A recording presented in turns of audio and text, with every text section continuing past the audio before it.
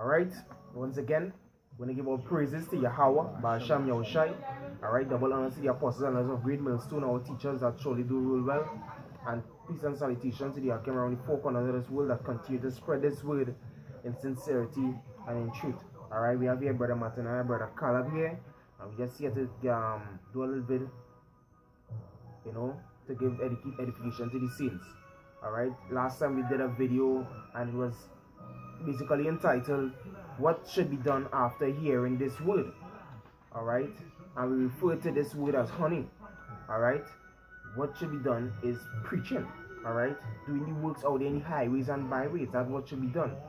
But what we come here to deal with tonight is remaining in the truth, finding something to encourage you or to motivate you to finish this course.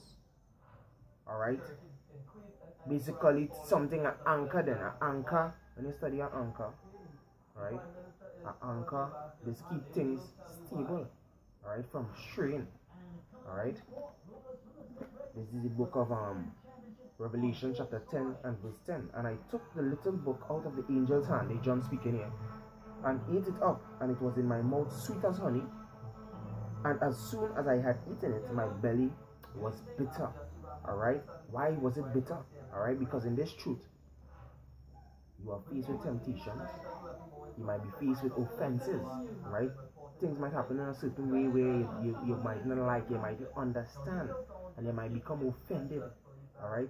And that could make an individual become turned off towards remaining in the truth, alright? But when you're in this truth, right, you have to find something that will motivate you despite what takes place. You have to know that what's going on. I had to stay in this truth because at the end of the day, that crown of life is what I want. You understand? Or the brotherhood. I love the brotherhood. You understand? I have faith in Yahawah, bahasham, Yahawashi. Something that will motivate you to continue and remain in this truth. Something like that? Yeah.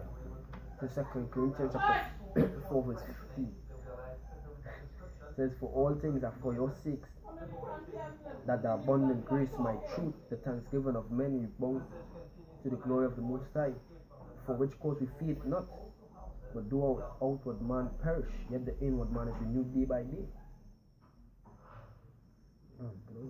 Huh? Bring it over again. Says, for all things are for your sakes, that the abundant grace might through the thanksgiving of many be bound to the glory of the Most High. For which cause we faint not, but though our outward man perish, yet the inward man is renewed day by day. We faint not. Alright, though our outward man perish, alright, our inward man is renewed day by day. Renewed through what? This word. This word is the renewing. You understand? This word is what is renew our minds. Alright? Though this outward flesh perish, though we go through heartaches, though we go through struggles, though we go through diverse temptation, though we go through afflictions, you understand? We faint not. And that is what you have to do. You cannot faint in this truth. You cannot give up. You cannot be weary. You understand? Scripture says, do not be weary in well doing. You understand? And this is a well doing thing. Being in this truth, going out in the highways and byways and preaching and declaring that name Yahawah, bahasham, Yahawashi. This is a well doing thing. Alright? It says, verse 17, it says, for our light affliction, which is but for a moment, worketh for us a far more exceeding and eternal weight of glory, while we look not at the things which are seen, but at the things which are not seen. For the things which are seen are temporal, but the things which are not seen are eternal. For light afflictions. Alright? What the scripture says, basically saying these things are temporary. These things are only for a short period of time. You understand? It wouldn't be forever, because why? At the end of the day, the Messiah promised, he said, I go to prepare a place for you. And if I go, I will come again and receive you unto myself, that where I am, there you may be also. You understand? And when the Messiah comes and returns and delivers his elect, there will be no more heartache, there will be no more struggle. You understand? That will be the end of that road. That will be the end of that dark tunnel, where we're going to see the light. We're going to say, boy, finally we're home. You understand? So really and truly, you have to find something to anchor you in this truth. Don't be like those that become offended you know, and suddenly flee from the truth. You understand? When times get tough, you understand? They flee. When the heat starts in the kitchen, they run out of the kitchen. Alright, this is the book I want to bring this here. The book of Matthew. Yeah, Scripture says it. Scripture says it is the Father's good will to give you the kingdom of heaven. That's right. So that's how they endure. And for little season. When it also says, many are the afflictions of the righteous. You understand? But the Lord delivered them from it all. You understand? So, though your affliction be many, you might be looking around and saying, boy, exactly what I'm going through, I going through that. I going through the most hell, boy. You understand? And you might want to follow because of that. But the scripture says, many are the afflictions of the righteous, and the Lord will deliver you from it all. You just have to keep the faith. And I think the Most High doesn't give you more than you can bear. He will never give you more than you can bear. So if you go into a certain amount of temptation and affliction, you understand? It's because the Most High know you can overcome that. Alright, this is the book of Matthew chapter 13 and verse 21. It says, yet hath he not root in himself, but dureth for a while. For when tribulation or persecution ariseth because of the word, by and by he is offended. You understand? Yet hath he not root. So that will basically come to deal with having a root. You gotta be rooted in this truth. Find something to keep you stable. You understand? Don't be like those that have no root and are offended and flee and only endure for a little while. Let's piece up here. It says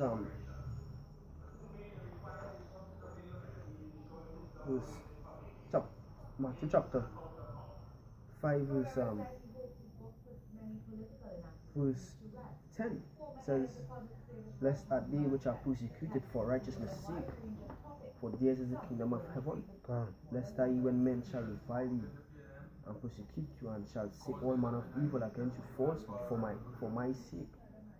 Rejoice and be exceeding glad, for great is your reward in heaven.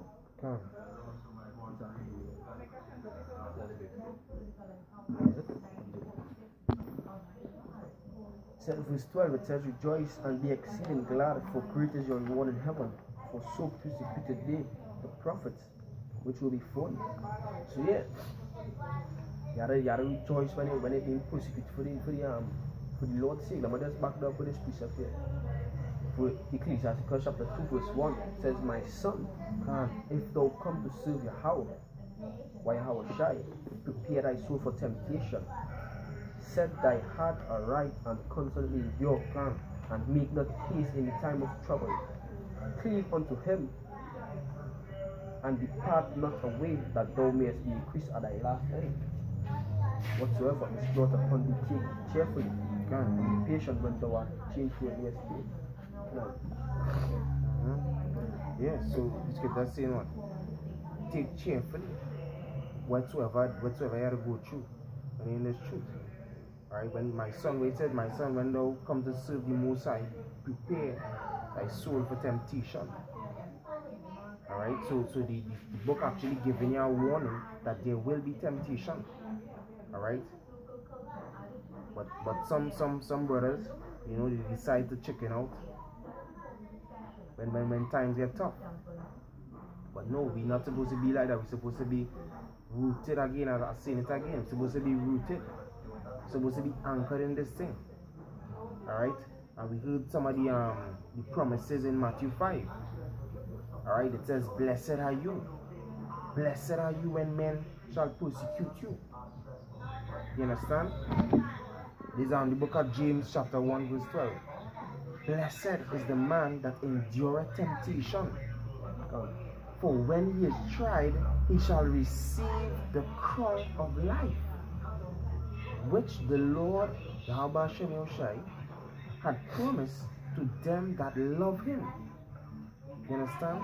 So hearing these kind of promises, This could be your anchor. This could be your root in the truth. Knowing that, yeah boy, I wanna be a part of this promise. I wanna receive of this promise. You understand? And this promise pertains to the blacks, like so-called blacks, Latinos, and Native Americans, which make up the house of Israel. You understand? Next thing too is the which I don't look out for you is the prophecies. And you see the prophecies coming to pass. You know that the time is near. You can't give up that time. Can't give up. The 2 Ezra chapter 9 verse 1, it says, He answered me then and said, Measure thou the time diligently in itself, and when thou seest part of the signs pass, which I have told thee before, then shalt thou understand that it is the very same time wherein the heights will begin to visit the world which he made. So when these prophecies and these prophecies that the Most High speak about come to pass, that when they know the time is near, that it with the going back to the parable, the Yahawashi make with the fig leaf. We say when they see the tree started bring forth fruit, started blossom or something to that effect, you know that the time is near. You know that the summer is there.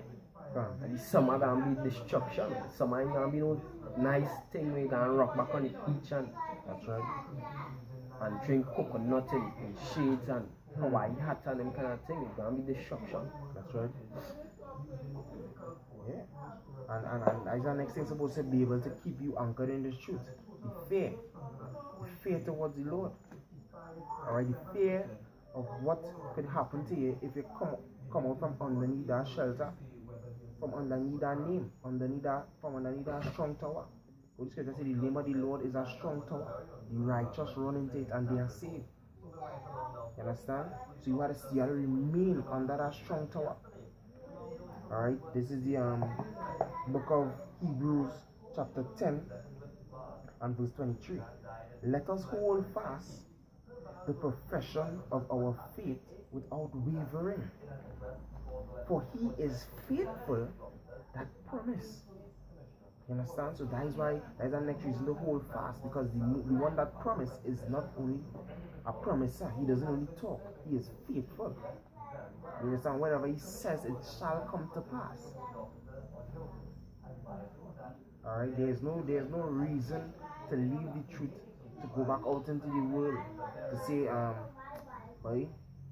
when I was out of the street, things used to go so sweet, it used to go so nice. That is only for a short season, and Abraham and Moses and these guys understood that. Alright? So Isaiah chapter 34 verse 16, it says, Seek ye out of the book of Yahawah and read it. No one of these shall fail, none shall want to make, for my mouth it hath commanded, and the Spirit it hath gathered them. So anything in this book, when they read this book and they understand this book, and understand the prophecies and anything that come to pass, when you understand what the prophecies were John and Daniel and Ezra and them was prophesying through the Spirit of the Lord, you understand that it is the very same time now. And the Lord said, measure the time diligently. You have to measure, examining the time. You have to be looking out for signs, for prophecies. So it says, no one of these shall fail. So not one prophecy here go and fail. Not one. Everything will come to pass. Every single thing. So it's not like it's a half-truth book. And this part is true and that part, like what the Christians say, they believe this part, but they believe this part. That will work. It's the whole book. Tell Ezekiel to eat this whole roll. Is Ezekiel? Yeah. Eat this whole roll. Is the whole book. It's not a part thing to what you want and what you would want. It's the whole thing. The whole roll. understand? And not only do you find something to anchor yourself in this truth, but also you have to pray towards the most high that he does not take that Holy Spirit from you. Alright, because you could be aware of all these promises, you could be aware of all these prophecies, the destruction of this world, the destruction of America, you could be aware of the microchip, but that spirit, the most high take it from you. So you come back out into the world. So you have to say a prayer, that Psalms daily, take not thy Holy Spirit from me. You understand? So praying is a integral part in trying to remain rooted and grounded in this truth and anchored in this truth. Alright? So it's all about being anchored in this time. Now is not the time to fall out. Alright, especially this time we're in. It's not the time to fall out. Now is the time to hold fast. It is normally quote the scripture, 1 Thessalonians 5:21. Prove all things, hold fast to that which is good. So after you prove that this is the truth, after you done gone away and started preaching already, you understand? You hold fast. Hold it fast. You understand? So that is basically the message we're trying to share tonight. Alright? When you settle down in the truth, alright, you start to preach on these things, offenses will come. Tribulations will come. Afflictions will come. But what you have to do, endure as a good soldier. Fight the good fight of faith. Lay hold on. You understand? But basically with that, we like to give our praises to Yahawashi and Yahawashi. Double honor to the apostles and of great ministry that surely do well. Alright, and salutation to the Akram around the four corners of the world. I continue to spread this word in sincerity and in truth. Alright, Brother Kara, Brother Matanaya. Keep feeding your faith and starving it out to death. Shalom.